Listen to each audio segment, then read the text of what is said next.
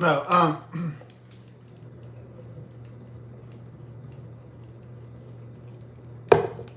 it was a most inglorious bust on the lottery on Thursday. It was, yeah, it was an inglorious bust. But Monday also failed, as it often does.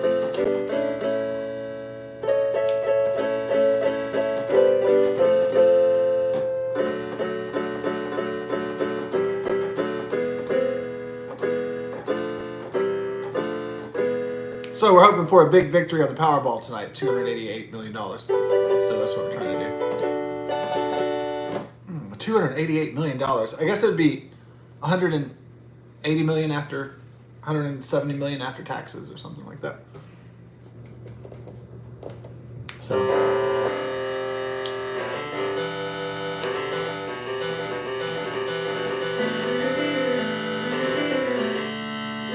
I guess the Biden-Harris administration, it took down the business of my family, and we're not getting that back. So I don't really see any way out of this economic problem besides, okay, work slavery. That means like slavery of work. All right. It's basically like, it's not even work dignity anymore. It's just work slavery. And it's just slavery until you die. It's basically indentured servitude. Like Noam Chomsky says. So, not that there's no dignity in it. There's only a small fraction of dignity in it. Is that you're not doing nothing. That's all. And that's it.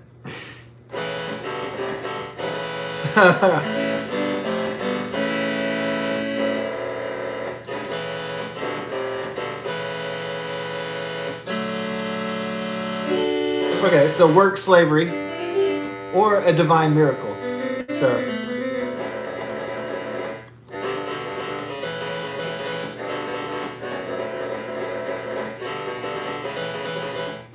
I'm praying for a divine miracle.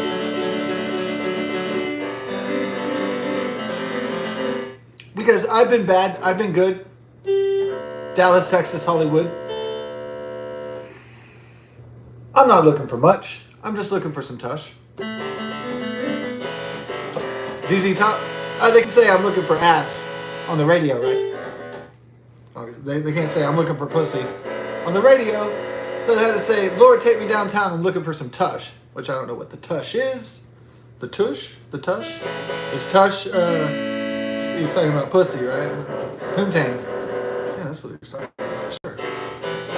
I can't get no satisfaction. He's not gonna say, I can't get no pussy. I'm laidless, motherfucker. I mean, he's like, you can't sing that, right? I'm a laidless motherfucker. Yeah, the album by My Bloody Valentine is Loveless.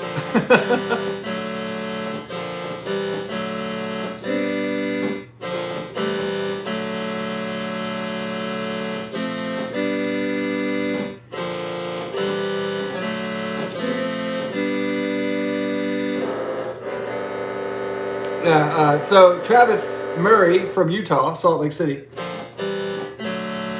he said, laidless. He goes, you got money, Scott, but you're laidless. And I said, yeah, I know, right? It was like, back then. I don't have any money now. I'm saying I did back then. He goes, oh man, so you're not paidless, you're just laidless. I said, yeah, that's a good term for it, laidless. That sounds like no, I said like 40-year-old virgin, they could do like a comedy movie, Laidless. It'd be probably pretty hysterical.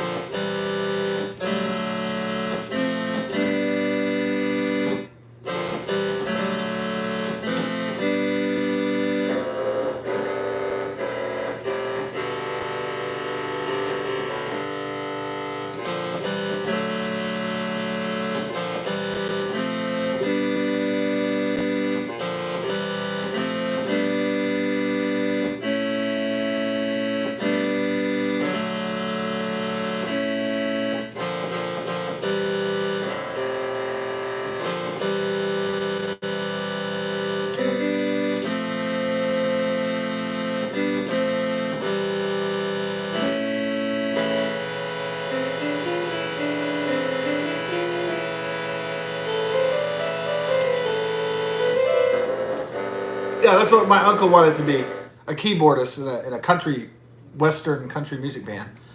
And then, yeah, he would always have his keyboard. Yeah, he would always have his keyboard out, you know. He'd be playing on, he always dreamed of being a country western music piano player. Did he ever make it? No. You know, I guess he might have been part of the scene a little bit, but Pasadena, Get Down, Dina, Texas, in the urban cowboy days. But, you know, mostly it was just a fantasy. I just saw synthesizers and keyboards laying around like, you know, a dream. Yeah, and then occasionally I'd see him practicing, and then he would join the church band, and he'd try to play, get little crews together throughout the years and play little gigs and stuff. And, you know, they're all right. They're all right gigs. They were pretty good. It wasn't international fame and glory and riches untold and dreams untold, but it was, you know, a healthy hobby. You know, at least it wasn't an unhealthy hobby would be like heroin. An unhealthy hobby would be like, I don't know, drinking a bottle of rum every night, I guess. Smoking 3 packs of cigarettes a day. So he wasn't doing that. He did smoke for a while, you know. I'm the inconsistent smoker. I'm the guy that only like smokes when he has a few drinks. Yeah, I'm not a habitual smoker, so it'll be easier for me to quit. Although I'll say that with the nicotine inside cigarettes, what it does is like the next day is horrible, actually. Because I'm like, oh crap, I shouldn't have smoked cigarettes. And then number 2, I'm like, the nicotine, when you feel the urge, the nicotine chemical that gets you addicted, then you feel it say, hey, you know, it announces itself like, hey, don't you want to smoke a cigarette? Don't you need that nick fix? And it's horrible. It's the devil. So, but I'm not going to smoke. And I'm not going to have a drink until Tuesday night. So, that's the plan.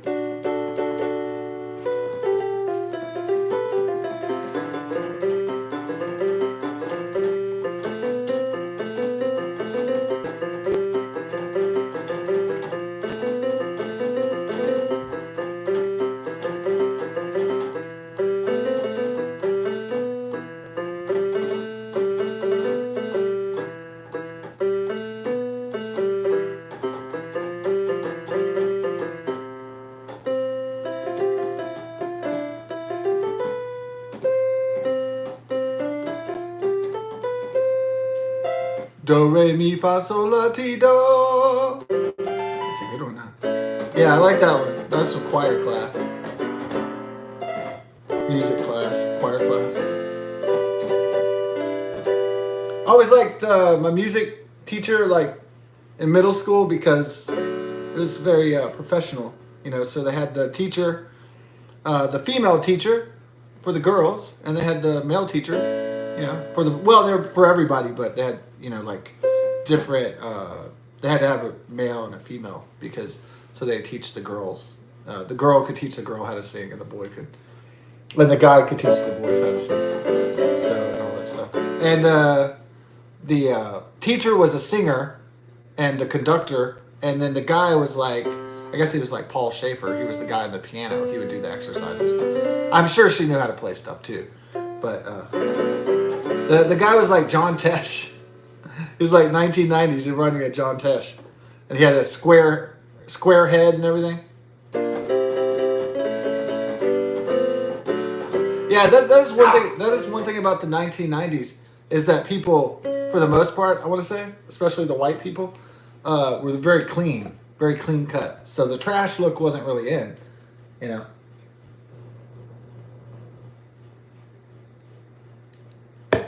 The Dita Von Teese, Kat Von D look like crap, you know, put tattoos and piercings all over your body. That wasn't in the 90s. The clean look was all the rage. So back then, that's why I miss it sometimes. But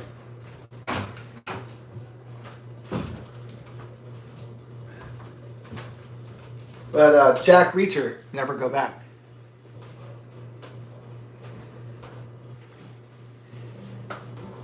Yeah. But even though the second Jack Reacher had Colby Smulders in it, she's smoldering hot, right? Yeah, fucking gorgeous woman, and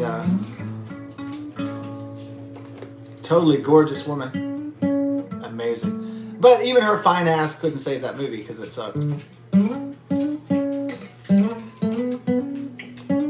Hey, how you doing, Tula? I know you wish you could play, huh? I know. Tula, you wish you were human so you could do whatever. Yeah, do a lot of all kinds of things.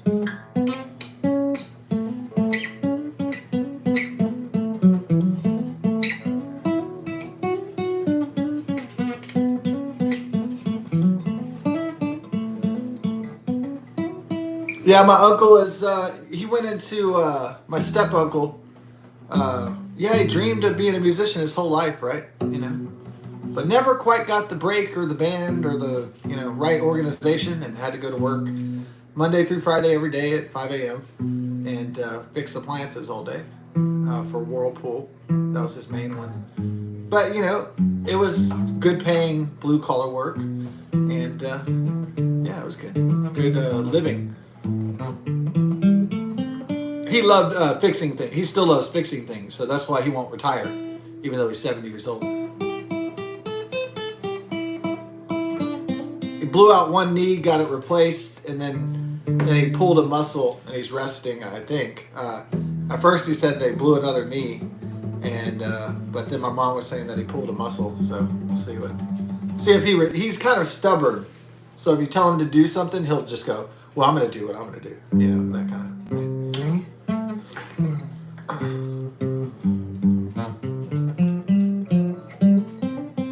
Now, could I accept that reality I was too old to do something? Well, I mean, it's not exactly the reality that people want. I mean, it's just the reality that people have to face. So, yeah. One day you might be working a job and they might say, might have been a great employee of the corporation for 20, 30 years or 40 years or whatever, but one day, you know, they're going to say, hey, have you thought about Endgame? Have you thought about the end? Have you thought about the future, in other words? And, yeah. We're going to automate these jobs with AI and robots, and, like, we don't need you. And I don't know if they'll have service technician robots, but who knows in the future. Yeah. You won't be able to see the robot's butt crack, though. So, I know. Y'all are sad. You're like, oh man, that was the best part of Repairman, the butt crack.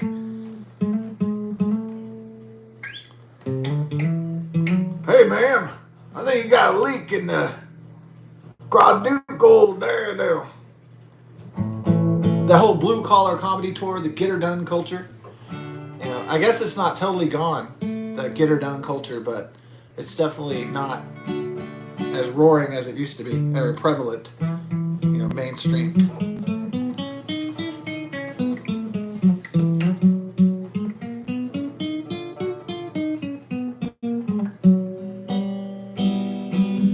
Yeah. So I figure, unfortunately, my uncle doesn't want to retire. I guess there are some men, they think if they retire and they do nothing at home, that they'll die faster, is what they're afraid of. That they're going to, you know, have strokes and heart attacks and they're going to fall down the stairs faster. And it's going to be curtains. So they think that if they don't get up and go on the job site every day, that they're going to die. And they're going to run out of money. They're going to die broke, paupers, bored to tears, and with a dismal ending, right? So, yeah. What keeps people going to the slave site is the bills, because the bills always go up, and the wages either stagnate or they go down. So, you know, or the value of the dollar goes down and you have inflation goes up. So it's like...